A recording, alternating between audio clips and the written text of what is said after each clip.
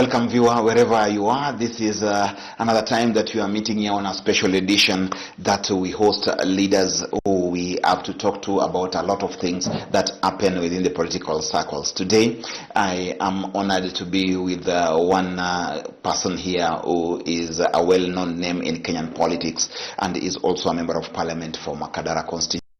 The Honorable George Aladwa, who is today with us here, and I know it's going to be a wonderful time for us to share most of the things politically speaking, and especially in Nairobi County. At one time he is worship the mayor of this city, and that's a great achievement. And you know, when you bring him on board, there's just too much. He knows so much about Nairobi politics. Pia ni mtu wa mtaani, so watu wa mtaa nyinyi pia mmekaribishwa kwa show, so feel at home and please let's do enjoy. Therefore, I want to take this opportunity to give you this moment, and I also want to ask you to tell guys who don't know you, perhaps wale wachache sana wale wakujui wewe ni nani. Asante sana kwanza kunikaribisha kwa studio ya Lolwe. Ni mara yangu ya pili kwa hapa, na nataka kushukuru sana asubuhi kwa sababu ni Mungu ametujalia.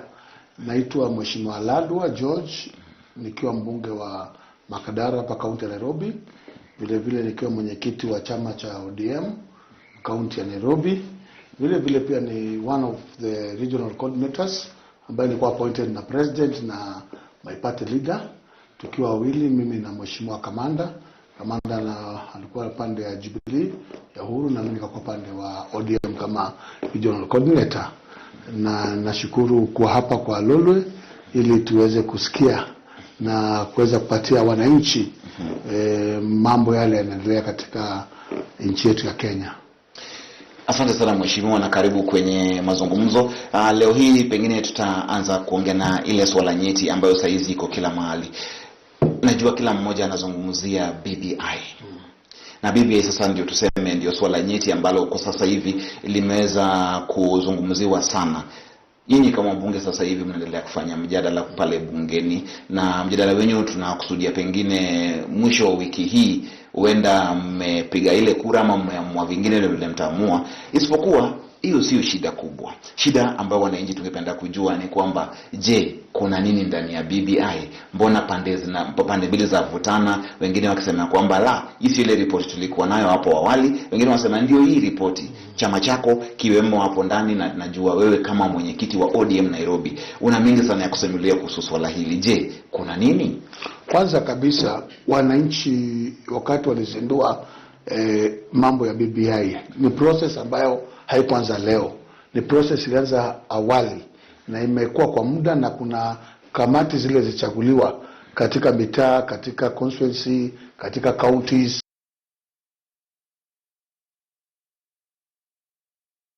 Tumeambiwa wasome, vitabu zikapelekwa, yule na kitu ya kupinga anaweza pinga. Na mimi kama mmoja ambaye niliteuliwa kama regional coordinator katika region ya Nairobi, nilipata fursa ya kuzunguka na kuweza kuongea na wananchi na watu wa chama yetu ya ODM. Na nadhania kufikia sasa, nataka kushukuru kwa sababu watu waliweka signatures zile walikuwa naomba kuweka, na watu walikuwa kulazimishwa kuweka signatures. Watu walikuwa naweka sahihi zile za kusupport katiba kubadilishwa, na hiyo ndio imetuletea tumefika mahali tumefika. So huwezi kuamka leo ukasema ya kwamba kuna nini ama kuna kitu ile uoni kwa BBI sahihi ambaye tayari iko bungeni, sababu kulikuwa na muda ya watu kuwa na maneno hapa na pale. Na sisi tumesema hii mambo iko wazi. Hii BBI si ya Mheshimiwa Raila ama President Uhuru. Hii BBI tulileta kusaidia nchi ya Kenya yote kwa jumla, kwa sababu tunafeel ya kwamba wananchi wana haki ya katiba kubadilishwa na wana haki ya kuwa na viti. Hatungetaka watu wapigane baada ya uchaguzi. Wengine wanasema tumeshinda, wengine wanasema tumeshindwa. So watu wakaona ni vyema wakae. Na hii ni mambo ilianza mwaka 1.5 ama mwaka 2 zilizopita, wakati Mheshimiwa Rais walisalimiana na kiongozi wangu wa chama Mheshimiwa Raila, na wakasema kwamba mwelekeo ni huu, na wamekuwa na kila mahali wakiongea. So leo mtu hawezi kuamka akasema ya kwamba hajui ama nini iko hapo ndani. Tumejadiliana bungeni, kila mbunge amepewa dakika 15 ya kusema mambo ya BBI, Na hiyo ni nataka kushukuru spika wa bunge la Kenya Mheshimiwa Muturi, kwa sababu hiyo ni kitu anaweka wazi, hata wale upinzani ule anapinga ongee, ndio tujue. Ndio kesho Alhamisi tutakuwa tunapiga kura ya BBI kuweka kuona kwamba tumepitisha. Kwa hivyo hii si mambo ya kwamba mtu atamka leo aseme ya kwamba hakuwa anajua kitu fulani iko hapo, na hakuna kitu imeletwa mara mbili. Ile imeleta report ni ile moja ambayo tumekuwa nafuatilia. Ni huwezi badilisha report ya Kenya asubuhi ama usiku tu, namna hiyo ni ngumu. Kwa hivyo hizo ni propaganda, na sisi kama chama cha ODM, mimi kama member wa chama na mbunge, mimi naenda na ile msimamo kiongozi wangu ameweka kwamba tuunge mkono BBI, na hiyo kura yangu kesho itakuwa ndio hiyo ya kusema naunga BBI. Kama mwenyekiti wa BBI ama kama coordinator, mmoja wapo wale coordinator ambao walikuwa wamechaguliwa ama mmeteuliwa na rais na kinara wa ODM, utasema vipi? Manake kama kuna dosari, kama kuna swala nyeti ambalo linaibuka sasa hivi kwenye ile ripoti, hiyo ripoti ya BBI, huenda kuna watu ambao wamefanya mambo ya chini, ama kuna haja tu ya siasa. Manake Wakenya wengi, hata wale wafuasi wenu wa chama na hata wale wapinzani wenu, wangependa kujua kama ukweli ile ripoti ambayo iko mbele yenu na mnapigia kura ama mshapigia kura ni ile ripoti ambayo wananchi walitia sahihi. Unaweza kuhakikisha kwamba ni ile ripoti ile moja? Hiyo report ni vile nimekuambia, report ndio hiyo, na sisi ndio tulirudisha hizo ma reports kama coordinators. Mimi nikiwa mmoja turudisha report kwa wale tulikuwa tumeteuliwa Kenya mzima, kwa sababu tulikuwa na county zote, region zote, na tukarudisha report zote, na ile tunajadiliana ndio ile report iko. Wajua wakati huu kila mtu anataka kuleta ubinafsi, na kusema unajua ile inaleta shida sana ni mambo ya constituencies kuongezwa. Na unajua hizi ni vitu walijadiliana, watu wamejadiliana. So kama kuna mtu angekuwa na shida ama mbunge na shida, sasa ndio wakati wa kujadiliana. Aende kwa bunge, kwa sababu hapo ndio sasa BBI imefika. Mahali tungesema dosari ama nini, hiyo chapita na wakati. Sasa iko kwa bunge, watu wamejadiliana tangu wiki jana, hata kwa Senate, hata leo watu wanajadiliana baada ya speech ya president wa Tanzania, na hakuna dosari yoyote ambaye iko hapo. Na unajua mahali our party leader yuko na president na wamekaa wakasikizana, kama mtu angeona dosari, wa kwanza ni our party leader, na ange raise red flag ya kusema kwamba hapa sijafurahia. Kwa hivyo kufikia sasa hata nimekuwa nazungumza naye tukijadiliana, sijasikia popote akisema kuna dosari. Kwa hivyo sisi tuna msimamo wetu ni kwamba ile BBI report iko bungeni sasa, ndio ile report ambayo inafaa kupigiwa kura kesho. Kwa hivyo msimamo wetu wa chama ni kwamba kesho sisi tutapigia BBI kura.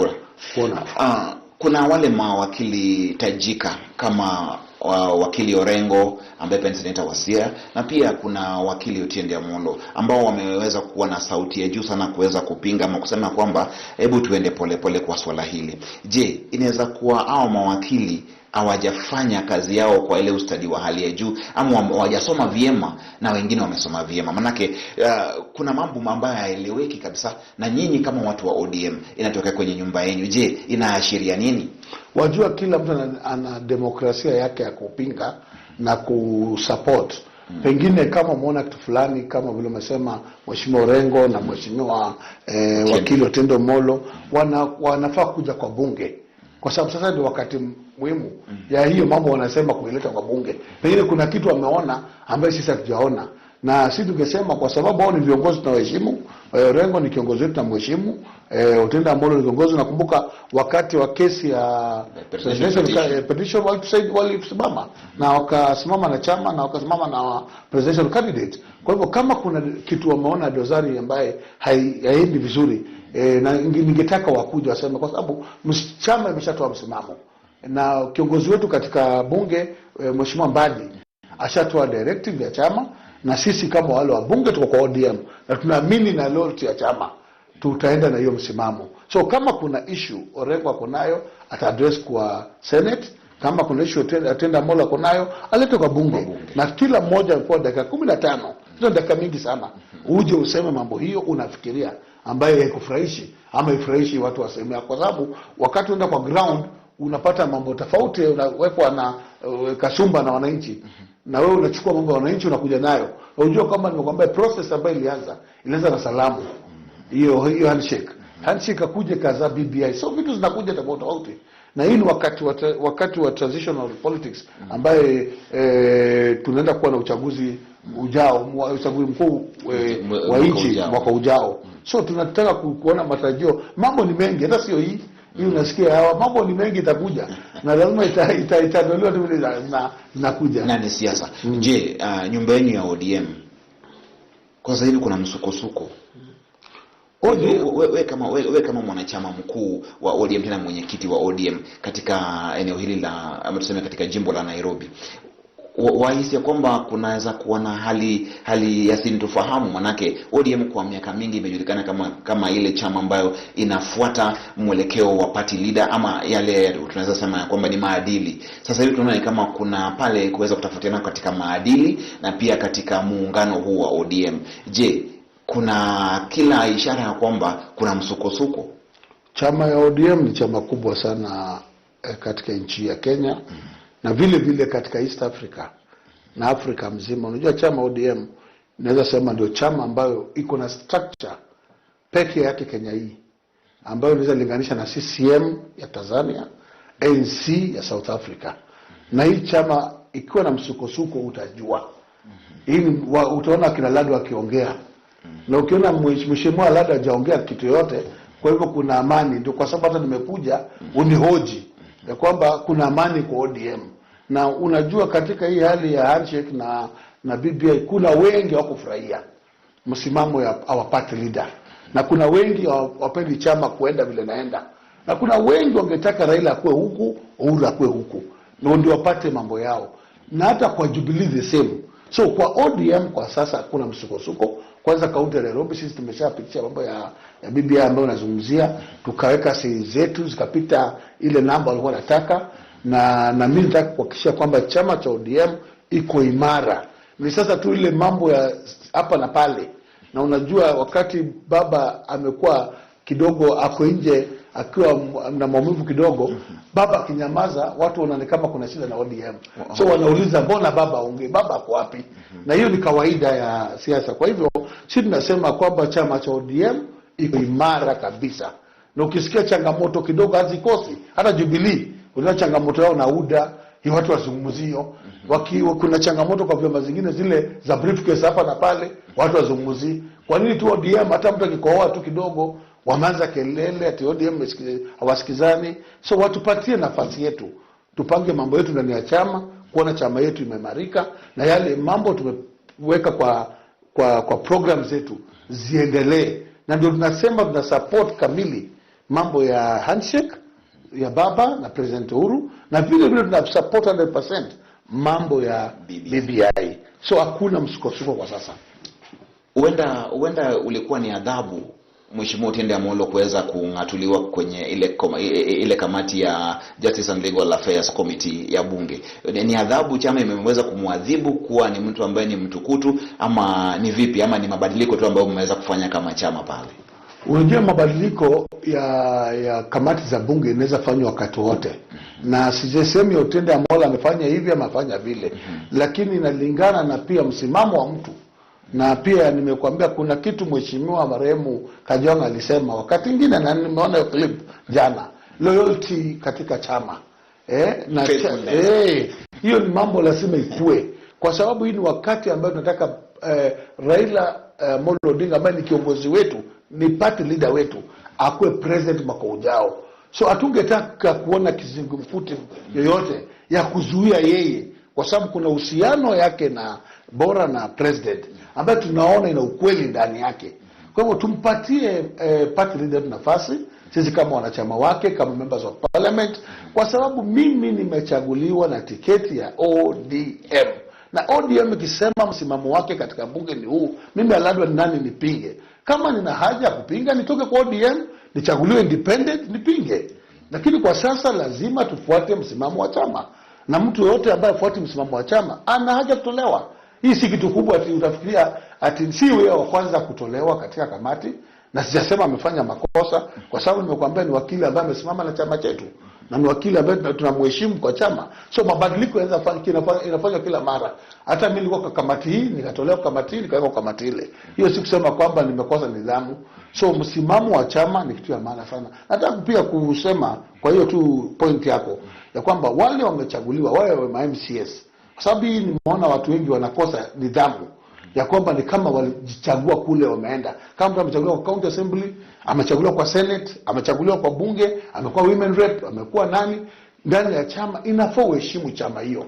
Na kama una haja na kufuata mambo ya chama, basi una haja kwa hiyo chama. Kwa hivyo mabadiliko inakubalika, mtu kutolewa na mwingine kuwekwa, inafanyika hata katika county assemblies zetu za Kenya ambazo zinaongozwa na chama chetu cha ODM. So hii ya mabadiliko yafanywa katika bunge ni kawaida tu zile ufanywa. Hakuna mtu amedhulumiwa kwa hiyo maneno. Sawa basi. Hebu natuzingatie umaarufu wa chama cha ODM. Miaka karibu 10 na kitu hivi, tuseme mwaka wa 2007, ODM ilikuwa mojawapo wa chama, ndio ilikuwa chama kubwa tuseme kwenye ukanda huu wa Afrika Mashariki. Tukaona kwamba chaguzi ambazo ziliweza kufuatia hapo kwa msururu zimekuwa zinafanya ODM inaonekana kwamba umaarufu wake unazidi kudidimia. Tumeona pia zile maeneo bunge na hata zile maeneo za wakilishi wodi ambapo umefanywa uchaguzi mdogo, mabai elections, ODM ijaweza kuwa ikihifadhi viti ama kushinda viti. Je, hapa ni kusema kwamba chama kinadidimia ama ni vipi? Ama ni wananchi wameanza kukua ni watu ambao wanaweza kuelewa zaidi? Chama haijadidimia. Chama chetu saa zingine unajua mnaenda kwa uchaguzi, chama ikapoteza kiti ama ikashinda kiti. Na unajua kwa siasa kuna kushinda na kuna kushindwa. Na chama yetu wewe sema iko maarufu. Kitu saa zingine nafanya makosa ni candidates saa zingine unapata yule wananchi wanataka anakuzuiliwa kusimama, ama ameshinda na anashindwa kupewa ile certificate chake cha kuenda kupeana kwa IBC. Sasa unapata mgogoro, mtu ana defect.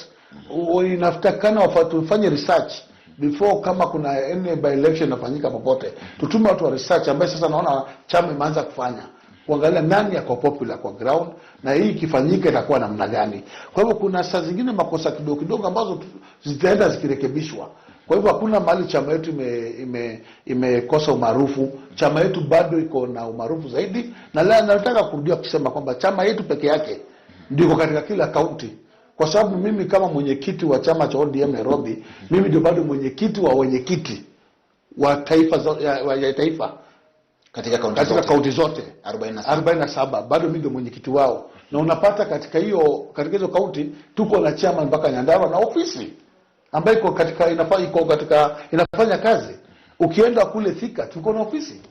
Ukienda kule Laikipia tuko na ofisi. So tuko na county 47 ambazo ziko na structure zote za chama, na ukumbuke chama yetu peke yake ndio iko na ofisi katika polling center zote za Kenya ambazo zinapiga kura.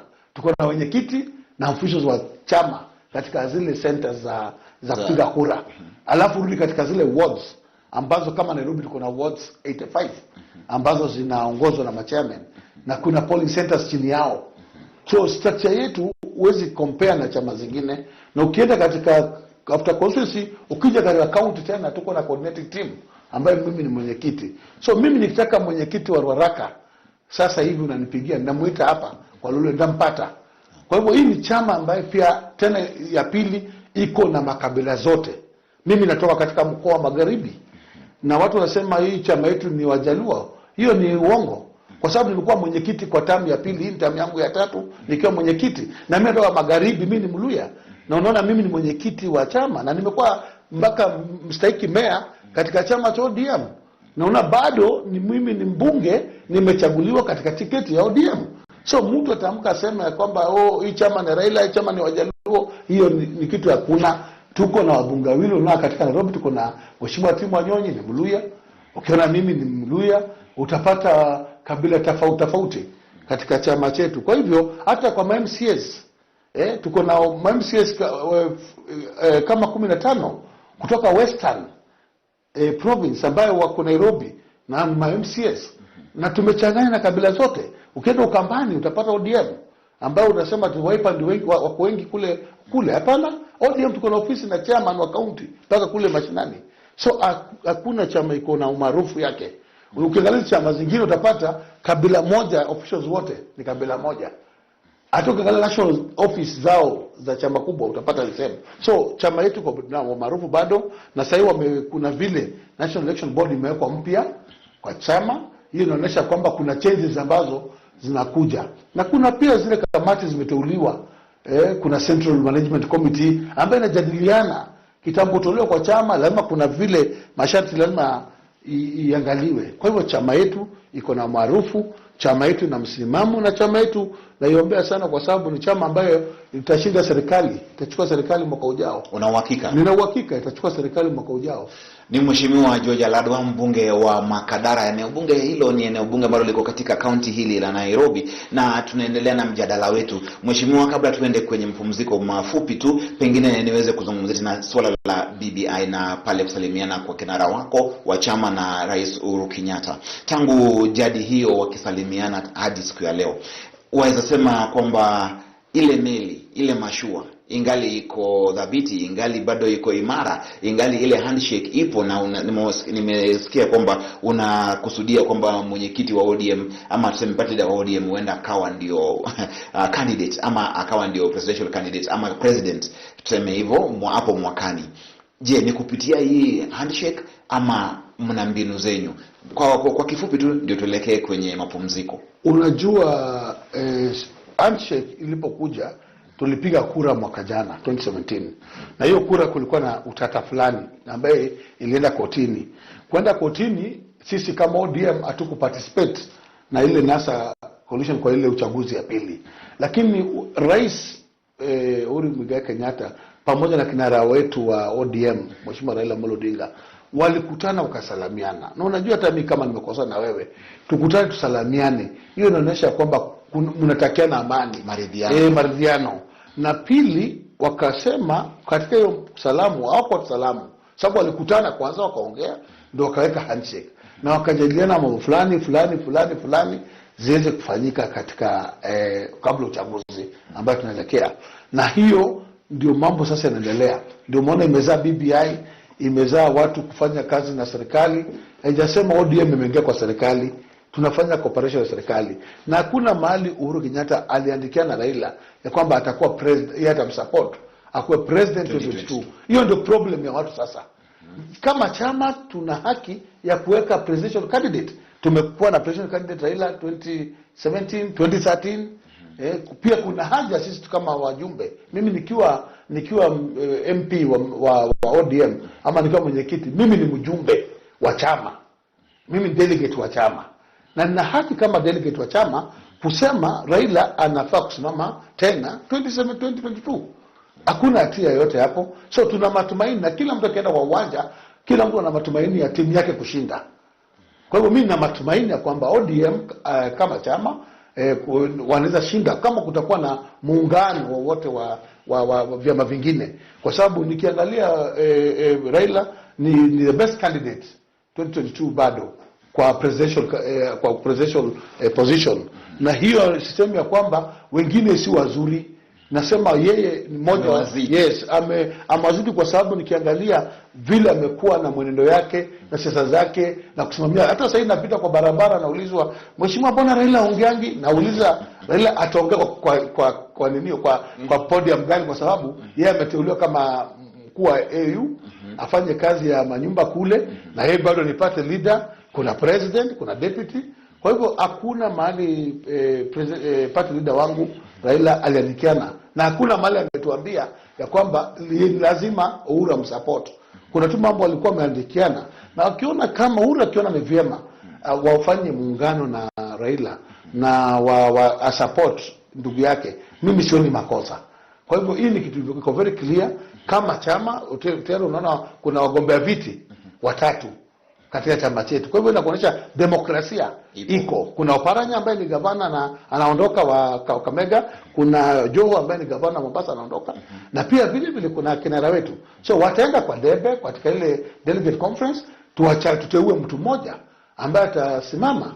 Kwa hivyo sisi tunasema kwamba kuna haki ya CA, hata anaweza sema mimi sisimami. Sisi kama wajumbe tunasema hapana, tunaona usimame. Kwa hivyo hatuna problem na candidate ya Raila. Kwa hivyo hii imezaa matunda mengi, imeleta amani, uhusiano, ukabila kupunguka katika nchi. Watu ukabila imeisha. Sasa tunasalamiana, watu wanatembeleana, watu wanaoana kule. Inakuwa ni mambo mazuri ambayo yanaonekana. Bila shaka siye mwingine ila ni mbunge wa Makadara ambaye sasa hivi tunasimuliana naye hapa kuhusu mambo mengi sana, hususan hali ya ODM na pia hali hii ya BBI. Tukirejea tutakuwa tunazungumzia pia hali nyingine ambayo pia tunaweza kuangazia pale kama zile malumbano ambayo iko kati ya Nairobi County na NMS. Manake alikuwa wakati mmoja mstahiki meya wa Nairobi, jiji hili la Nairobi. Hivyo basi ana mingi sana ya kusimulia, pasi na kukua na mapendeleo kwa upande wowote ule, uwe ni kwa upande wa Nairobi County government ama kwa NMS. Kwa hivyo usiende bali, manake kwa muda mfupi tutakuwa tunarejea na tutakuwa na masimuliano zaidi.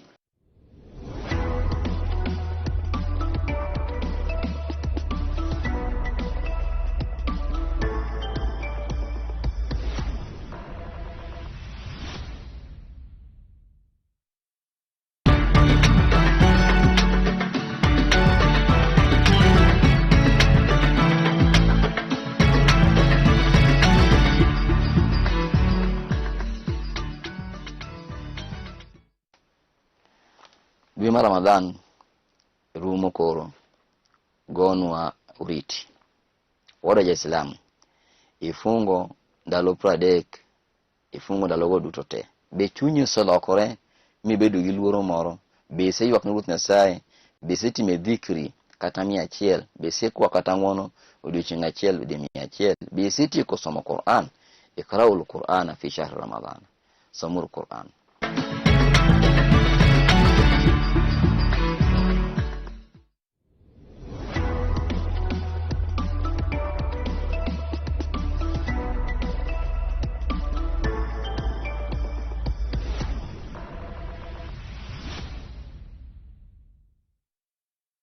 Karibu tena mpenzi mtazamaji, kama unajumuika na sisi sasa hivi, tuko hapa na mgeni wetu, mgeni tajika ambaye pia ni mbunge wa Makadara, Mheshimiwa George Aladwa, wakati mmoja akiwa mstahiki meya wa jiji la Nairobi, na pia ni mtu ambaye ana mingi sana kwa tajriba yake ya kisiasa. Ni mtu ambaye alianza siasa enzi zile za 92 hadi wakati huu. Kwa hivyo ni gwiji katika hali ya siasa katika kanda hili letu la Afrika Mashariki na Kenya haswa. Nairobi sasa yeye ndio baba yao, manake tunasema the most experienced politician. Wakati ule ukianza kama ulianza kama kansela na ukafanya pale na ikaonekana ukapanda mpaka ngazi ukawa mpaka meya. Kwa hivyo sasa wewe ni mbunge wa Makadara. Tuseme kwamba wewe ni mmoja wa wale wanasiasa ambao wako na ujuzi sana, tajriba na uzoefu wa miaka mingi. Unajua katika Nairobi tuko na mtu ambaye anatuongoza kwa siasa ambaye anaitwa Maina Kamanda. Yeye ndiye amapishwa mara 13. Mara 13. 13? Yes, anafuatiwa na Raila ambaye amapishwa mara kama 11. Alafu anafuatiwa na mimi Aladwa, nimapishwa mara 9. Kwa sababu umesahau mimi pia nimekuwa deputy mayor. Ndio nikaja nikakuwa acting mayor, nikakuwa mayor. Ulikuwa deputy mayor wa nani? Yes, nilikuwa deputy mayor wa Majiwa. Geoffrey Majiwa. Yes.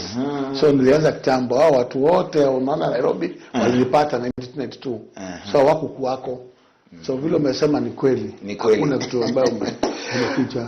Karibu na tuendelee. Kwa hivyo wewe ni gwiji vile ambavyo umeweza kusema na kila mtu anajua vile, lakini nataka nikuulize, One Kenya Alliance imewadhuru vipi kama siasa? Mlikuwa katika muungano wa NASA na hao jamaa wameweza kujitosa uwanjani kivyao wakisema kwamba nyinyi pande wenu, nyinyi watu ambao hamuaminiki. Viongozi wenu wa chama sio mtu wa kuaminika. Je, hii auone kana kwamba imeweza kulegeza azma ya ODM kutaka kutua uongozi wa nchi hii mwakani? ODM ni chama, nimekuambia chama kubwa, na kwanza nataka kuweka very clear kwamba hayo MOU ama hizo MOU wakati wanafanya sisi hatukuagi. Wanafanya kama viongozi, sisi kama wajumbe. Hatukuagi kwa hizo MOU wanafanya. Kwa sababu kama ni MOU pengine Musalia Mudavadi, Raila Amolo Odinga, Kalonzo, Wetangula, hao wanaenda wanakutana, wanaweka hizo vitu kwa makaratasi zao through na wale wakilishi wao, alafu wanapeleka katika register wa vyama, ili ndio wakiweza kushinda uchaguzi watafuata vile walikuwa wamesemezana. Lakini sasa kuna jambo moja ambaye pengine watu waelewi. Kwa hizi uchaguzi mbili hakuna ile Raila ameapishwa kama president. Kwa hiyo waliandikiana. Hakuna ile wameandikiana ambaye Raila amekuwa president. Ingekuwa Raila amekuwa president for 2 terms na kuja aseme hapana, mimi naendelea, ama ile masikizano tulikuwa tumesana wewe nimesupport huyu, sasa tukipata lawama. Hakuna ile uchaguzi wameenda pamoja, Raila akashinda ama akaapishwa kama president. Unajua kuapishwa na mambo mengine ni tofauti.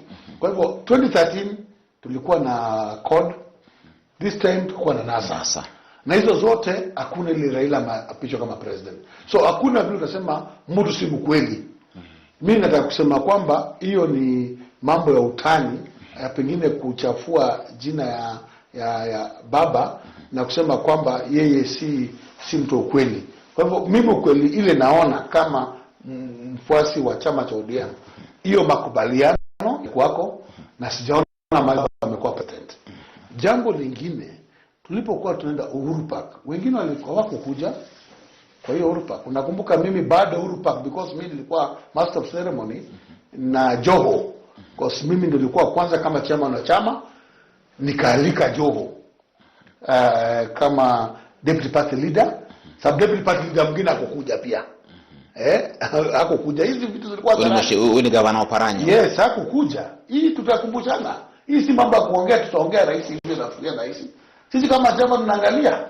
Kwa sababu kuna wale, hii ndio mambo ilikuwa nasema. Kuna sababu aliwaelezea kwamba kuweza kufika.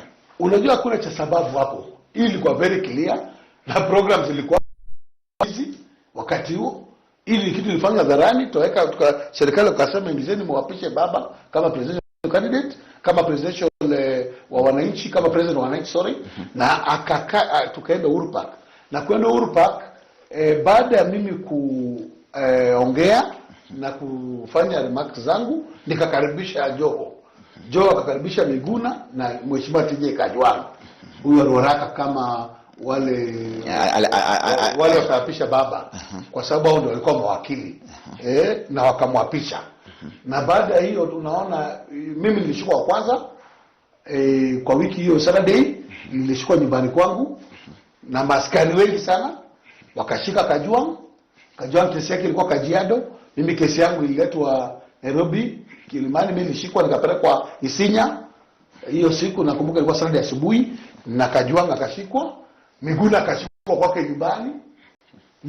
Na Joho wakati walikuwa wamepatikana, hawakupatikana yeye.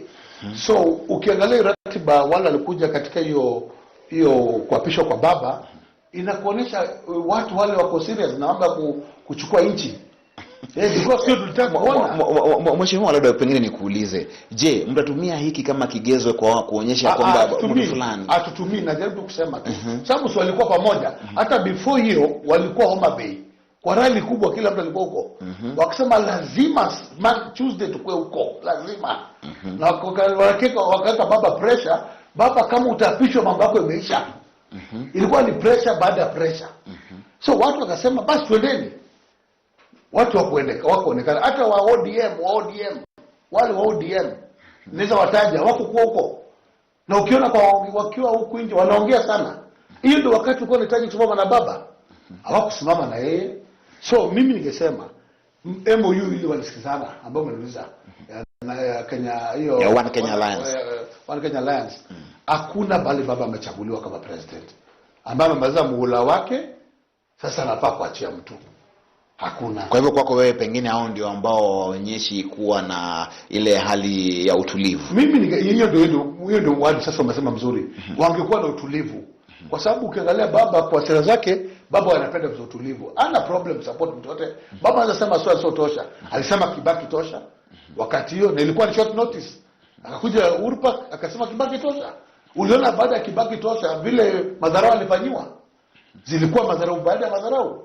Hiyo ndio kweli. Kwa hivyo hii kusema tosha si mambo utamka tu kwa nyumba yako useme nani tosha. Na kama una feel wewe umetoshea kusimama president, una haki. Lakini nataka kuambia bila baba kukua na wewe, sababu baba ni institution. Huyo ni kama SK Church ile kubwa. Taasisi gani hii? Mheshimiwa Aladwa, mambo haya ni mambo ambayo uweze kuyaacha tu hivyo. Ukisema kwamba baba ni kama taasisi, institution gani? Baba alipigwa kura. Unalinganisha na kanisa. Nimesema ni kama, unajua kanisa ya SK Kenya mzima iko na waumini wengi. Kama Catholic iko na waumini wengi. Kuna madhehebu zile kubwa hata ndogo ndogo zina waumini wengi. Na kuna mtu anasema atakuwa anasimama president. Umwambie weka watu hapo Uhuru Park. Utaona hata familia yake hapo. Hata familia yake itakuwa utapata yeye peke yake na microphones na anahutubia watu wake huko. Baba leo anasema aenda Uhuru Park, kama aenda Kibira, ama anaenda pale Mahongeni kwangu, ama anaenda mahali fulani, hata bila kumobilize watu. Yeye mwenyewe tu jina yake ni mobilizer. Ni kitu yote. Sisi kama mimi kama mwenyekiti nikiamba napanga baba anakuja, hata sindanga kazi ngumu. Ni kufanya zile arrangements zingine kwa sababu yeye mwenyewe ni mobilizer na yeye mwenyewe ni watu. So huwezi fanya siasa za Kenya bila Raila Amolo Odinga. Hiyo nitakwambia huwezi. Kwa hivyo ndipo unasema yeye ni institution kisiasa. Institution kivyake kisiasa. Kwa sababu hata mimi siwezi sema pale Makadara ile kura nilipata pale Makadara ni George Aladwa. Hapana. Chama yangu number 1 ilinipatia kura. Hiyo ni ODM. Kuna mtu anijui, lakini yeye ni mfuasi wa ODM akanipigia kura. Kuna mtu die hard wa baba anasema tutapatia baba je president bila MP. Hata anipendi lakini ananipigia kura. Sababu ya nani? Sababu ya baba. So kuna vitu mingi tunafaa kuongea baba ambazo tuna time tuongea saa hizi. Lakini ukweli ni kwamba mambo ya Kenya lazima ufanye kazi na baba. Na ndio unaona wakati wameshikana na president Uhuru, watu wengi walikasirika. Kwa nini imefanyika hivi? Wale walikuwa wanapenda kuchochea, kuchukua pesa katikati hapa ati yote tunaenda kupiga watu wa baba, au tunapiga watu wa Uhuru, imeisha. Sababu hiyo story sasa ni handshake. Na unasikia baba akipiga bautani, upiga bautani ile Raila bautani. Akipiga bautani hivi kwa roundabout, anapiga ninapigika. Wewe piga roundabout wewe wa Kenya uone kama unafuatwa. Kwa hivyo unasema muungano wa Kalonzo Musyoka, Musalia Mudavadi, Wetangula na Gideon Moi haipo. Muungano iko. Na semi muungano hakuna. Lakini nasema wakae tu chini vile walikuwa wamekaa. Walikuwa maanza upi vizuri, wakae na baba vizuri. Sababu nimesema hata ukienda muungano gani bila baba. Si watu walifanya muungano, Moi alikataa the late president alikataa kuungana na Raila baada ya kumteua kama secretary general wa KANU. Wakati alitoka na watu wake. Na Kibaki alipokuwa Uhuru Park, Kibaki mwenyewe Raila alisema Kibaki tosha. Na nchi ikabadilika. Na Kibaki akachaguliwa president. Hizi chaguzi mbili umeona vile zimekuwako. Amekuwa na watu zaidi wale wanampigia kura. Last election alipata zaidi ya milioni 7. Angalau wale wengine wameparticipate kwa hizo presidential elections wamepata kura ngapi? Unajua ukisema mtu anaweza kusimama, angalia nyuma alipata kura ngapi na mahali yako alipata kura ngapi. So hiyo ni vitu za kuangalia. Na Mheshimiwa Aladwa, huwezi kwamba pengine wale wafuasi wapenzi wa Raila ambao wamekuwa wanampigia kura tangu jadi sasa hivi wamechoka? Inafika mahali ambapo watu wanasema tumejaribu tuweze kusukuma baba aweze kuingia, lakini imekataa. Kama wapiga kura amhisi kama chama ya kwamba watu huenda wanachoka, wanalegea ile uaminifu na ile tuseme ile support ambayo mlikuwa mnapata kwa wakati huo, pengine huenda ukadidimia sana kwa wapiga kura wakati huu tunapoelekea uchaguzi wa mwaka 2022. Unajua baada ya 2017 tumekuwa na hii sasa COVID imeingia. Hiyo ugonjwa ambayo imeingia imeregesha vitu zote chini. Iwe ni economy, iwe ni social, iwe ni morals, imeregesha vitu zote chini. Na wafuasi wa ODM ni wafuasi wa ODM. Uwezo watoa. Hata Raila simame kesho watapiga kura. So uaminifu wa mtu ndio hiyo. Mimi mwenyewe ni mfuasi sugu wa Raila Amolo Odinga. Aje kesho asimame president, asisimame, mimi nitampigia kura. Kwa sababu hata sipo simamo utampigia kura. Kwa sababu kuna vile mimi mwenyewe nimeona Uliona kwa 26 waliposema kura ipigwe. Alipigwa, watu wakasema hapo wakata kwa ballot. Watu walimpigia kura. Wakifikiri kama anasimama. Hiyo kitu tunasema. Kwa hivyo hakuna mtu mwanasiasa leo utasema ati amedidimia kisiasa until election ifanywe na kosa kuchaguliwa. Lakini kwa sahihi hakuna uchaguzi umefanywa ambao utasema Raila ati watu wamedidimia, watapiga kura, watafanya nini. Ni vitu zimeenda zikibadilika na situation vile ziko. Kwa hivyo kwa sasa ningesema kwamba chama chetu na wafuasi wetu wako gangari. Wako. Sababu cha watu wanabelieve sana kwa chama ya ODM, wanabelieve sana kwa kiongozi wetu ambaye ni Raila. Wana imani sana na yeye. Wafuasi wa ODM si mwingine ila ni mbunge wa Makadara, tena mwenyekiti wa chama hicho cha ODM katika jimbo la Nairobi, ameweza kuhakikishia kwamba chama kipo imara. Na tukielekea katika swali lingine tukimalizia, Mheshimiwa George Aladwa, kama ODM baada ya handshake na BBI ambayo bila shaka itapita, amtazungumza na Mheshimiwa Uhuru Kenyatta ambaye ndio rais wa nchi hii aweze kumpa ama kumpiga jeki kinara wa chama chenu? Hiyo ni jambo la maana. Sisi tumesema kama chama cha ODM, mimi mwenyewe tunaongoza jimbo la Nairobi. Nimetaka kurudia kusema kwamba ile baada ya salamu na yale makataba waliandikiana, hakuna mahali tulisema ama Raila alisema, sababu nilisoma baada ya kukutana akatuma ujumbe kwa kila mtu, watu wasome vile walikubaliana. Hakuna mahali waliandikiana rais ya kwamba Rais Uhuru Muigai Kenyatta atasupport Raila Amolo Odinga 2022. Hakuna. Na sisi tunasema uchaguzi ambao utakuja 2022 tukiwa na hii BBI, kila mtu atakuwa ndani, kila kabila itakuwa ndani. Ndio kwa sababu tunasema tuunge BBI mkono, ndio tusikuwe na malio zaidi baada ya uchaguzi. Kwa hivyo hii kitu ambayo imeletwa na President Uhuru Kenyatta na Raila Amolo Odinga ni kitu ambayo hata hiyo One Kenya wanatamani hiyo. Ndio mtu asiwatu ndio mtu asiwatu nje. Mtu asikudanganya tenda peke yake hii uchaguzi hawezi. Kwa hivyo kama kutapigiana jek, italingana na maongeo wa vile watu wataongea. Ya kwamba tumekaa sasa tunafika uchaguzi, tuna feel tuongee hivi, tulikuwa na feel hivi, wakae kwa meza. Ile watakubaliana, sisi kama wafuasi wa hizi vyama, Jubilee ya Uhuru Kenyatta, ODM ya Raila na inaongozwa na Raila, Wiper iko hapo inaongozwa na Kalonzo Musyoka, ANC na Mudavadi na Ford Kenya na vyama vingine zile ziko, watakubaliana. Wakikubaliana, sisi kama wafuasi hatuna upingamizi, kwa sababu sisi kama chama cha ODM, kabla Raila hajaenda kuzungumza na hiyo ujana kuzungumza, sisi tunampatia hiyo okay sasa kwenda kuzungumza. Kama sasa ile sasa tuko nao kwa baada hii BBI, tuko na hiyo mambo ya kuteua candidates wa kwenda kuongea na wale wengine. So tukimaliza na kuteua candidate katikati ya Raila na Joho na Paranya, sasa hapo yule atapewa tiketi ndiye atapewa nafasi sasa ambaye sasa hii Kenya huwezi chaguliwa na ODM peke yako, endo kuongea na watu wengine. So kama Raila atafeel kuongea na Uhuru, na Uhuru atakubali kama president kusupport na zile mambo Raila wamesikizana, hatuna budi ya kusema hapana, tutaunga tu mkono na campaign itafanywa na tupate president. Na kama ni Joho ama Paranya pia vile vile hii ni chama yetu kwa democracy. Democracy ita prevail. Na kuna mahali imesema Joho akiwa candidate wa ODM mazuiliwa ama Oparanya, lakini mimi na feel kama delegate.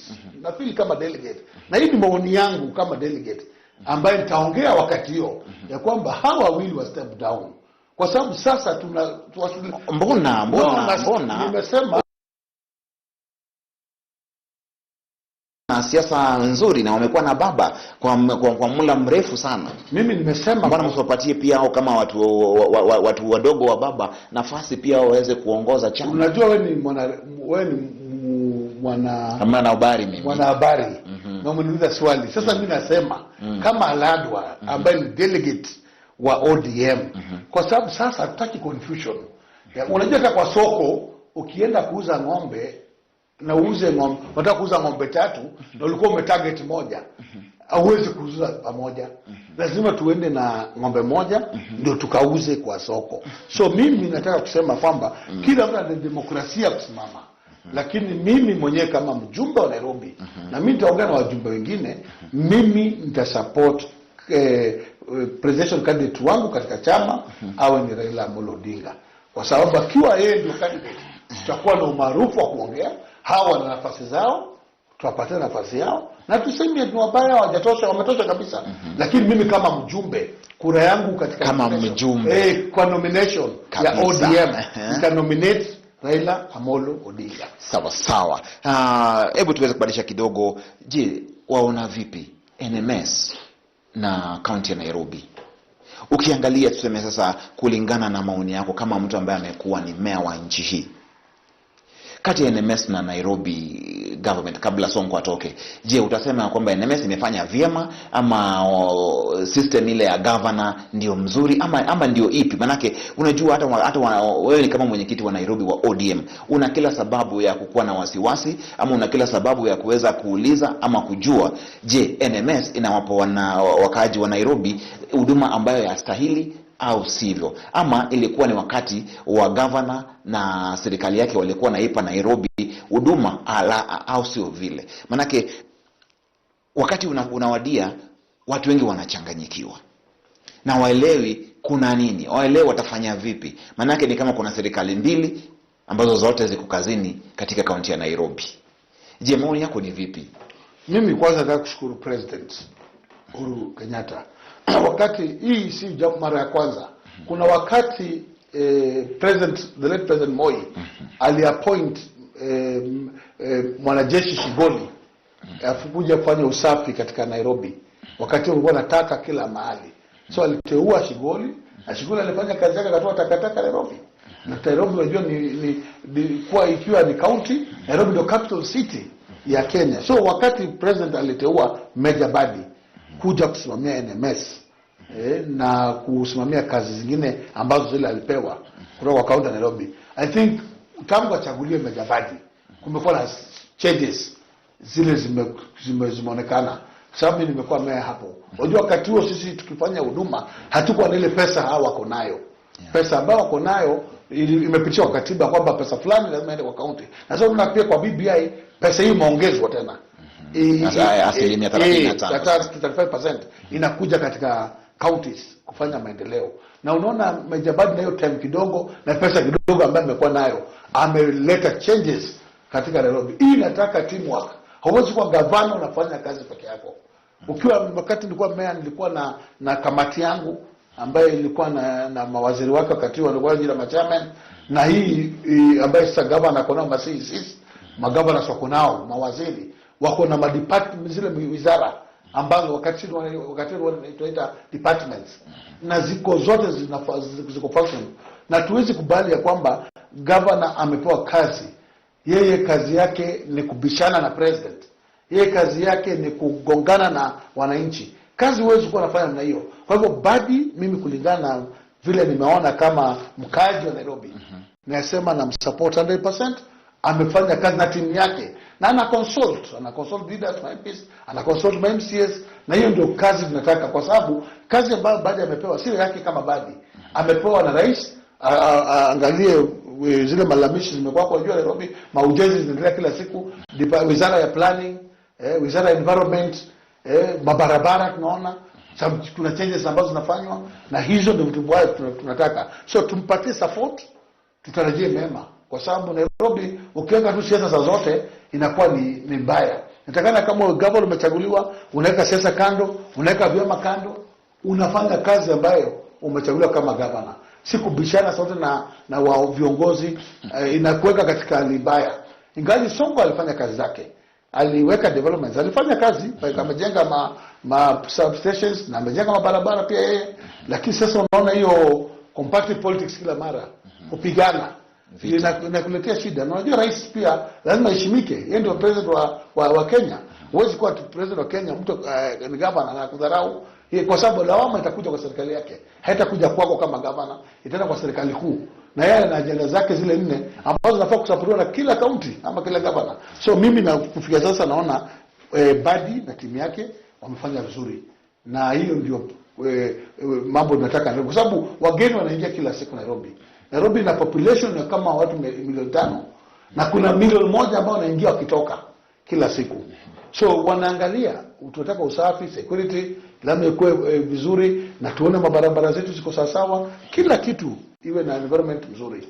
Kwa hivyo mimi na support vile baada ya kufanya tangu achukue, kuna changes mingi sana zimetake place. Mwisho kabisa sasa, kama mkaji wakati mmoja pale Makongeni, najua wewe ni mtu wa mtaa kule. Wakati umewadia wa serikali inataka kubomoa zile manyumba na waweze kujenga tuseme kuna mradi wa manyumba mpya ambayo yafaa kuwa yakuja saa hizi, lakini kama juzi ama jana wiki hii tu wewe mwenyewe uliongoza maandamano mkiwa na Watoka ambaye ndio MC wa eneo hilo. Je, mbona mnakataa maendeleo yasije? Pengine patie nusu dakika tu, maana naona muda umeweza kupatia kisogo. Kwanza nataka kusema kwamba hatukufanya maandamano. Maandamano huwezi fanya sasa wakati wa COVID. Hiyo serikali imekataa. Tulikuwa tu tuna protest kidogo, watu walikuwa kwa mtaa wameletewa notices za evictions za kutolewa. Number 1 kwa sababu ya rent arrears ambazo rail scheme inawadai, na hiyo arrears wanawekewa arrears ambazo haziambatani na mkaaji ambaye anaishi hapo. Na sisi tumesema nyumba watu walipe zile, kwa sababu wakati mmoja niliita Prime Minister Raila Amolo Odinga akiwa Prime Minister, kaja akasaidia rent zikashukishwa chini. So kwa sasa hatuna vita na mtu wote. Vita yetu ilikuwa ni kwamba kuna security firm imeletwa kufanya mambo ya collection and rent, na kuna vijana wetu walikuwa wanafanya kazi kwa hiyo department ya security kama casuals, na wamefanya kwa muda mrefu, sababu tangu tukwenda hizo shida tuliweka kamati tukasema hilo tunataka, hilo tunataka, na sisi tuwalipe manyumba. So zile services za garbage collection na kila kitu tulisema vijana wa mtaa wapewe. Sasa mapingamizi yetu ni kwamba rent arrears ambazo watu wamepewa katika mtaa wa Makongeni haziambatani na mapato yao. Mapato yao haziambatani na mtu ambaye anaishi, kwa sababu huwezi uko unalipa nyumba 1500 umeletewa rent arrears 150,000 200,000, hiyo haiwezekani. Tunataka kuna mtu ana receipt zile amekuwa analipa 1500, wamebadilisha mabenki, watu walikuwa wanalipa kwa benki hii, wameenda kwa benki hii. So hamwezi amka tu asubuhi kuevict watu ama kutoa watu kwa manyumba. Ndio tukasema tu protest. Kwa barua zangu nimeandika kama mjumbe na ziko katika railway, tunamkutana nao siku ya Ijumaa. So hakuna mtu yote, na tunasema kama serikali ya kujenga manyumba, mimi niko katika hiyo kamati ya manyumba ya transport ministry, sipingi maendeleo ya kujenga nyumba na zinaendelea kufanyika, lakini tunasema hata hizo manyumba zikijengwa, si wananchi kwanza waongeleshwe, tuone. Unajua uwezi amka tu asubuhi kasema tunataka kujenga manyumba hapa, unaweka tension. Watu waongeleshwe, tuone zile open spaces zile kwa katika mtaa, waanze na hizo open spaces. Mnamfanya phase 1, mnahamisha hawa, mnawaingiza. Sababu mnakuja kusema mnataka kujenga manyumba na mjiambia watu nini mnataka kujenga hizo manyumba kwa njia gani? Mikakati ziwekwe. Hakuna mtu ana object maendeleo serikali, maendeleo ya county, maendeleo ya ward na support 100%, na maendeleo pia CDF katika zile uongozi wetu wa constituency tunazisupport, lakini watu walikuwa na utaratibu ya wananchi kuwa involved, kwa sababu kuna Bahati Estate ambayo nasikia wanataka kujenga pia hizo nyumba mpya. Tutataka raia wahamasishwe na wafundishwe, waelimishwe kwanza kabla hiyo kitu yote take place. Jericho, Jerusalem, hizi ni mitaa zilikuwa zinajulikana. Kwa hivyo hauwezi amka tu asubuhi useme Jerusalem nataka kubomoa Bahati, nataka kubomoa Kaloleni, nataka kubomoa Ngara, mjenge nyumba mpya. Hapana, lazima wananchi wahusishwe ndio tujue mikakati gani itawekwa ya kujenga hizo manyumba, na pia tupewe uhakikisho kwamba hizo nyumba zikiisha ni hao watapewa hizo nyumba. So tuangalie zile open spaces kwanza ziko kwa mtaa, tuanze na hizo, alafu tukihamishana pole. Na bei pia lazima tujulikane, kwa sababu unapojenga nyumba mpya na mtu alikuwa jenga analipa nyumba 1000, sasa kumwambia umejenge nyumba mpya anze na 5000, haiwezekani. Na hiyo ndio tunasema viongozi na wakaaji wa hizo area wakalishwe chini. Sisi ni viongozi tumechaguliwa, tuna haki ya kutetea wananchi, na hiyo tutaogopa kusema.